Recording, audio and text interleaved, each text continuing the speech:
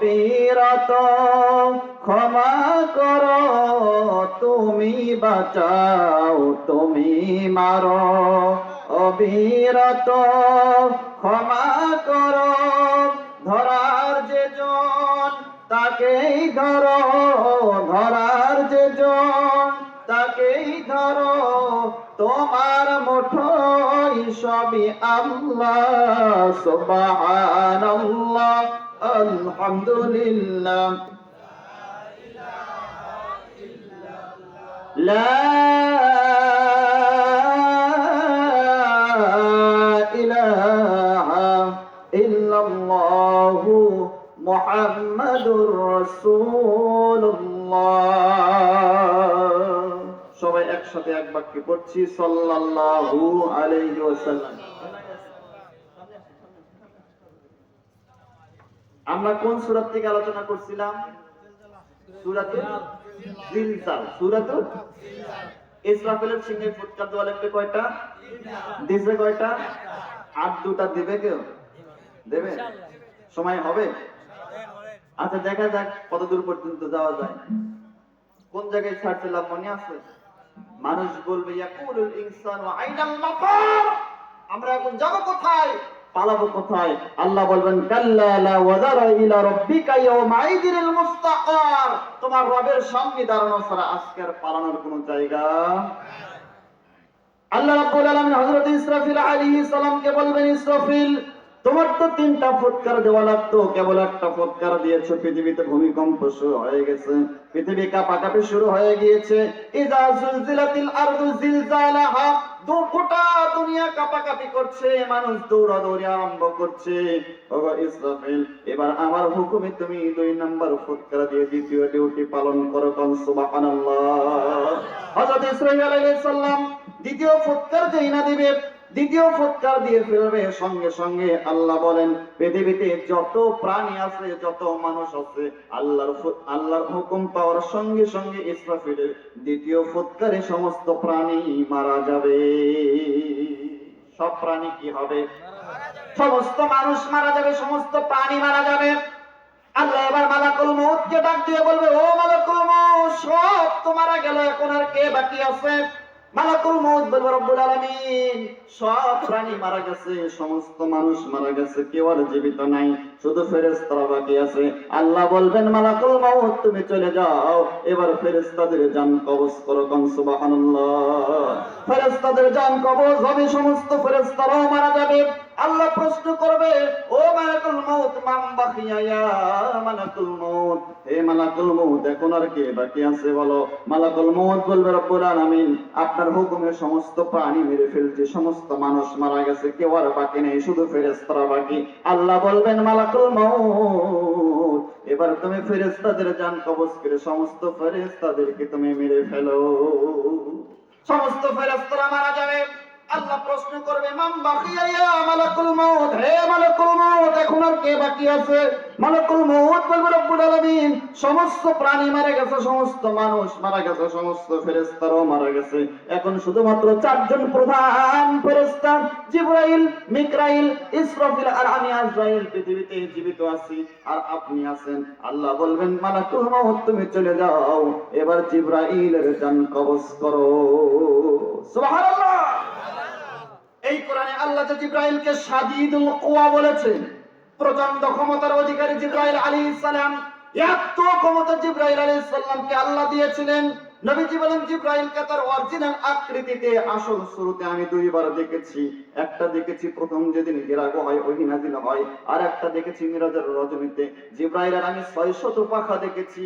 600 পাখা লাগে না, জিবরাইলের 2টা পাখা দিয়ে শুধুমাত্র এরকম 2টা ঝাঁকুনি দেয়, 2টা ঝাঁকুনির মাধ্যমে জিবরাইল দুনিয়ার মাটি থেকে আসমানে পৌঁছে যায়। বিশাল আকৃতির দিয়ে আল্লাহ জিবরাইলকে সৃষ্টি করেছেন। আল্লাহ বলবেন, যাও জিবরাইলের জান কবজ করো। জিবরাইলের জান কবজ হয়ে যাবে। আমি সংক্ষিপ্ত করে হাদিসটা বলছি। আল্লাহ বলবেন কে বাকি?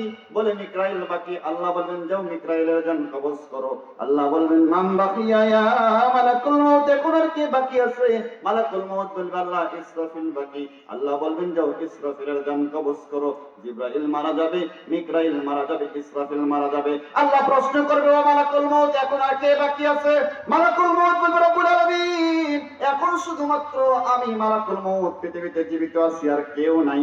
সমস্ত প্রাণী মারা গেছে, শুধু আমি মালাকুল মউত জীবিত আছি। আসমানে আপনি, জমিনে আমি আর আপনি ছাড়া আর কেউ নাই। আল্লাহ বলবেন মালাকুল মউত, সমস্ত প্রাণী যেহেতু মারা গেছে, এখন যেহেতু আর কেউ জীবিত নাই রে মালাকুল মউত, তোমার আর জীবিত থাকার কোনো প্রয়োজন নাই। মুতিয়া মালাকুল মউত, তুমি তোমার নিজের হাতে নিজের জান কবজ করে তুমি নিজেও মারা যাও। বুখারীর বর্ণনা, আল্লাহ নবী বলেন, আল্লাহ যেই না বলবেন মুতিয়া মালাকুল মউত, হে মালাকুল মউত কে নিজেও মারা যাও, নিজের হাতে নিজের জান কবজ করে মারা যাও, সঙ্গে সঙ্গে মালাকুল মউত এত জোরে একটা চিৎকার মারবে, এত জোরে একটা চিৎকার মারবে। আল্লাহ রাসূল বললেন যে এই চিৎকারটা যদি মালাকুল মউত ইসরাফিলের দ্বিতীয় ফুৎকার দেওয়ার আগে দিত, ইসরাফিলের দ্বিতীয় ফুৎকার দেওয়া লাগতো না। দ্বিতীয় ফুৎকার দেওয়ার আগে আজরাইলের ওই চিৎকারের কারণে সমস্ত প্রাণী কান ফেটে মারা যেত। এত জোরে চিৎকার দিবে আর মালাকুল মউত কাঁপতে থাকবে, খিচুড়ি উঠে যাবে, কাঁপাকাঁপি করবে আর দৌড়াদৌড়ি আরম্ভ করবে। আল্লাহ বলেন মালাকুল মউত দৌড়াও কেন? মালাকুল মউত বলে রব্বুল আলামিন, আমি তো জানি জান কবজের কত কষ্ট, কত জান জীবনে কবজ করেছি, আজকে নিজের হাতে নিজের জানটা বের করতে হবে। আমি যদি আগে জানতাম এই কঠিন দায়িত্ব আমাকে পালন করা লাগবে, আমি এত বড় দায়িত্ব পালন করা থেকে আপনার কাছে আমি পানাহ চাইতাম, আশ্রয় চাইতাম। আল্লাহ বলবেন মালাকুল মউত দৌড়াদৌড়ি করে লাভ নাই, কাঁপাকাঁপি করে লাভ নাই, চিল্লা পাল্লা করে লাভ নাই। মুতিয়া মালাকুল মউত মারা যাও। কুল্লু নাফসিন যায়িকাতুল মউত, জীবন আছে যার মরণ হবে তার। মালাকুল মউত তুমি মারা যাও। নবীজি বললেন মালাকুল মউত দৌড়াইতে দৌড়াইতে দৌড়াইতে জান্নাত এবং জাহান্নামের মাঝখানে আরাফ নামক একটা জায়গায় দাঁড়িয়ে মালাকুল মউত নিজের জানটা বের করে মালাকুল মউত মারা যাবে। সমস্ত প্রাণী মারা গেল, মালাকুল মউত মারা গেল। সব যখন মারা যাবে, এখন শুধুমাত্র একজন আছে, তিনি কে? জোরে বলেন তিনি কে? রব্বুল আলামিন, আমাদের রব্বুল আলামিন, রব্বুল আলামিন, আমাদের রব্বুল আলামিন। কে গড়েছেন আকাশ মাটি অবাক প্রকৃতি, কে দিয়েছেন ঘুমান্ত রাত মিষ্টি প্রভাতি, বিশ্ব নিখিল তার ইশারার ক্ষমতার অধীন। রব্বুল আলামিন, আমাদের রব্বুল আলামিন। আল্লাহ বলেন সব শেষ, শুধু আমি থাকবো।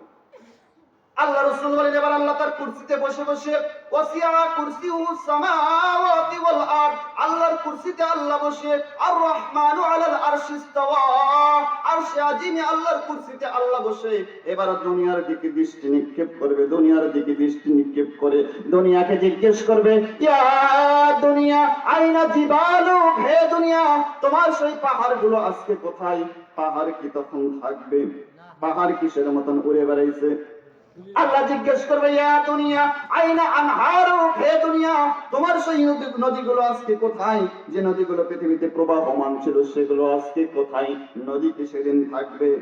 আল্লাহ প্রশ্ন করবে, ইয়া দুনিয়া আইনা আশজারু, হে দুনিয়া তোমার সেই গাছগুলো আজকে কোথায়? গাছ সেদিন থাকবে না, সব সমতল ভূমি হবে। আল্লাহ প্রশ্ন করবে, ইয়া দুনিয়া আইনাল জাব্বারিন, ও দুনিয়া তোমার সেই স্বৈরাচার জালিম শাসকগুলো আজকে কোথায়? যে সমস্ত জালিম শাসকেরা অন্যায়ভাবে মানুষের উপরে জুলুম আর নির্যাতন চালাইতো, ক্ষমতার চেয়ারে বসে মিথ্যা মামলা দিয়ে দিয়ে আলেমদেরকে জেলখানায় বন্দী করে শাস্তি দিত, আইনাল জাব্বারিন সেই জালিম শাসকরা আজকে কোথায়? কোথায় সেই জালিমেরা? কোথায় সেই জালিমেরা? কোথায় সেই জালিমেরা? আল্লাহ তিনবার প্রশ্ন করবে, লিমানিল মুলকুল ইয়াউম, লিমানিল মুলকুল ইয়াউম, লিমানিল মুলকুল ইয়াউম, আজকের এই ক্ষমতা কার? আজকের এই রাজত্ব কার?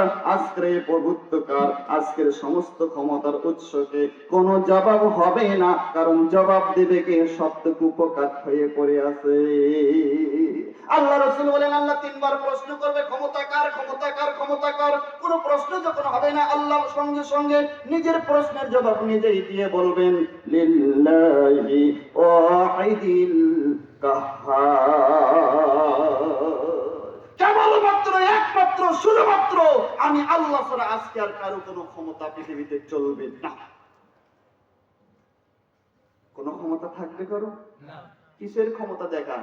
15 বছর তো কম ক্ষমতা দেখায়নি, আছে তারা এখন আর? এখন নতুন করে আবার আপনারা শুরু করতেছেন। এখন যে চেয়ারে বসে সেই গিয়ারে ওঠে।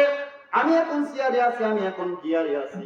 কিছুক্ষণ পর ধরেন 10:30টার সময় যদি প্রধান বক্তা আসে আমাকে নামাইয়া দেবে। আমি যদি বলি সভাপতি সাহেব আমি নামবো না, দরকার হলে ঘাট ধরে নামাইয়া দেবে। কারণ আমার সময় নির্দিষ্ট একটা সময় আছে, প্রত্যেকটা জায়গার একটা নির্দিষ্ট সময় আছে, নির্দিষ্ট সময় শেষ। চেয়ারে যতক্ষণ থাকবেন গিয়ারে ততক্ষণ, চেয়ার নাই গিয়ারও নাই। পৃথিবীতে এই রকমই হয়, কিন্তু আল্লাহ বলেন আমার চেয়ার এমন চেয়ার, আমার কুরসি এমন কুরসি, লাম ইয়ালিদ ওয়া লাম ইউলাদ ওয়া লাম ইয়াকুল লাহু কুফুয়ান আহাদ।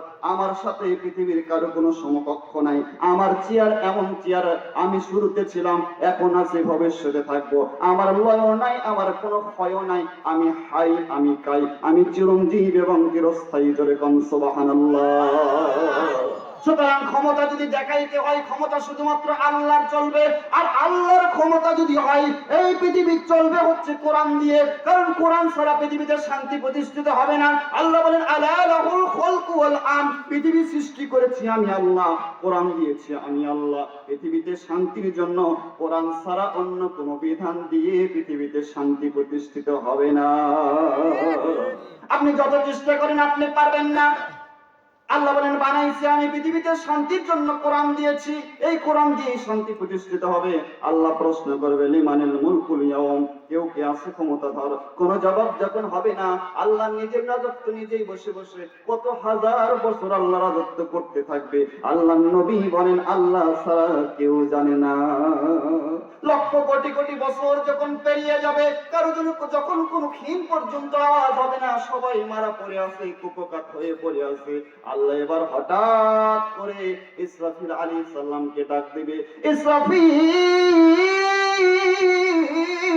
তোমার তো 3টা ফুৎকার দেওয়া লাগতো, 2টা ফুৎকার দিয়ে তুমি কুপকাত হয়ে পড়ে আছো রে ইসরাফিল, 3য় ফুৎকার কি দিবা না? ইসরাফিল তুমি উঠে জীবিত হও, আল্লাহর তো সময় লাগে না। আল্লাহ বলেন আমি তোমাদের এমন রব, ইন্নামা আমরুহু ইযা আরাদা শাইআন আইয়াকুলা লাহু কুন ফায়াকুন। আমি কোনো কিছু করতে যখন ইচ্ছা করি শুধুমাত্র বলি কুন, সঙ্গে সঙ্গে ফায়াকুন হয়ে যায়। আমি শুধু বলি হও, সঙ্গে সঙ্গে হয়ে যায়। আল্লাহ বলেন ইসরাফিল এরকম করে থাকলে হবে না, 3টা ফুৎকার দেওয়ার জন্য বানাইছি, 2টা ফুৎকার দিয়েছো, এবার আমার হুকুমে জীবিত হও। ইসরাফিল জীবিত হবে, সিংহা আবার হাতে নেবে। আল্লাহ বলবেন ইসরাফিল এবার 3য় ফুৎকার দিয়ে তুমি তোমার ডিউটি শেষ করো। কোন আল্লাহু আকবার। ইসরাফিল আলাইহিস সালাম 3 নাম্বার ফুৎকার দিয়ে ডিউটি যখন শেষ করবে, যেই না ইসরাফিল আলাইহিস সালাম 3 নাম্বার ফুৎকার দেবে, সাথে সাথে কি হবে? আল্লাহ তাআলা বলেন ইসরাফিলের 3য় ফুৎকার দেওয়ার সঙ্গে সঙ্গে পৃথিবীতে আদম আলাইহিস সালাম থেকে নিয়ে পর্যন্ত, এখান থেকে নিয়ে কিয়ামত পর্যন্ত যত মানুষ এসেছে, বর্তমানে আছে, ভবিষ্যতে আসবে, সমস্ত মানুষ আবার আল্লাহর সামনে উপস্থিত হবে। কোন সুবহানাল্লাহ। কিন্তু এই জায়গায় একটা বেকায়দা হবে। এতক্ষণ তো শুনলেন রাজনীতি করা যাবে না কোরআন দিয়ে, কিন্তু কিয়ামত যেই না শুরু হবে ইসরাফিলের কয় নাম্বার ফুৎকারে, আল্লাহ যেই না 3 নাম্বার ফুৎকার দিতে বলবে, 3 নাম্বার ফুৎকার দেওয়ার সাথে সাথে সমস্ত মানুষ কবর থেকে জীবিত হয়ে উঠবে। আদম থেকে নিয়ে এ পর্যন্ত, এখান থেকে নিয়ে কিয়ামত পর্যন্ত সবাই তো জীবিত হয়ে উঠবে নাকি? না আপনি উঠবেন না? সবাই উঠবে, সবাই উঠবে। আওয়ামী লীগ, বিএনপি, জামাত, চরমনাই, নারী পুরুষ, গরু ছাগল, কিছু গরু ছাগল শুধু মানুষের হিসাব হবে। যার আক্কেল আছে তারই হিসাব হবে, যার আক্কেল নাই তার হিসাব। কথা কি বুঝলেন? আফালা তাআকিলুন, আল্লাহ বলছেন আফালা তাআকিলুন, যাকে আমি আকল দিয়েছি তারই হিসাব হবে। তো সমস্ত মানুষ সেদিন যখন উঠবে, ওঠার সময় আল্লাহ বলবেন সবাই যখন উঠতেছো এখন সবাই শুধু উঠলে হবে না, সবাই ওঠার সময় একে একে আমার সামনে উপস্থিত হয়েও না। আজকে হাসরের মাঠ উপস্থিত হবে, সবাই উপস্থিত হওয়ার সময় আল্লাহ একটা বেকায়দার প্রশ্ন করে আল্লাহ বলবেন, ইয়াউমা নাদউ কুল্লু উনাসিন বিইমামিহিম, ও হাসরবাসীরা আজকে একে একে আসলে আমার সামনে হবে না। দুনিয়াতে ইয়াউমা নাদউ কুল্লু উনাসিন বিইমামিহিম, যে সমস্ত মানুষদেরকে তুমি তোমার ইমাম হিসেবে মেনেছো, যে সমস্ত মানুষকে তুমি তোমার নেতা হিসেবে গ্রহণ করেছিলা, ওই নেতা সহকারে আজকে আমার সামনে উপস্থিত হও। থামেন এবার। আল্লাহ তাআলা এই সূরাতে এই কথাটা বলছেন, ইয়াউমাইযি ইয়াসদুরুন নাসু আসতাতাল ইউরা আমালাহুম। আল্লাহ বলেন ইয়াউমা ইয়াসদুরুন নাসু, সমস্ত মানুষকে বলবো, ও মানুষেরা একা একা আসলে হবে না। ইয়াউমা নাদউ কুল্লু উনাসিন বিইমামিহিম, দুনিয়াতে তুমি যে মানুষকে নেতা হিসেবে গ্রহণ করেছিল, যে মানুষের পিছনে পিছনে মিছিল করেছিল, যে মানুষকে সাপোর্ট দিয়েছিল, যে মানুষকে ভোট দিয়েছিল, যে মানুষকে সমর্থন দিয়েছিল, যে মানুষের জন্য নেতা নেতা করে মরসালা, ওই নেতা সহকারে আমার সামনে উপস্থিত হও। সুবহানাল্লাহ। এমন সময় আপনি যদি দুনিয়াতে জালেম নেতাদের অনুসরণ করে থাকেন, যে নেতা জীবনে নামাজ পড়ে না, কোরআন জানে না, কোরআন বলার সময় তাফসীর মাহফিলে দাওয়াত দেওয়া হয় কিছু দলীয় লিডার এসে মাইকটা নিয়ে বলে, আসসালামু আলাইকুম বিসমিল্লাহির রাহিম। শুনছেন? একটা তাফসীর মাহফিলে আছেন, আপনি আসে বলছেন আসসালামু আলাইকুম বিসমিল্লাহির রাহিম। শুনেন না? এই যদি নেতার অবস্থা হয়, বিসমিল্লাহ ঠিকমতো পড়তে পারে না, তিনি হয় তাফসীর মাহফিলের প্রধানমন্ত্রী। এটা কি তাফসীর মাহফিল না ভাক্কার মাহফিল? যে নেতা কোরআন পড়তে পারে না, সে তাফসীর মাহফিলের অতিথি হওয়ার কোনো যোগ্যতাই না।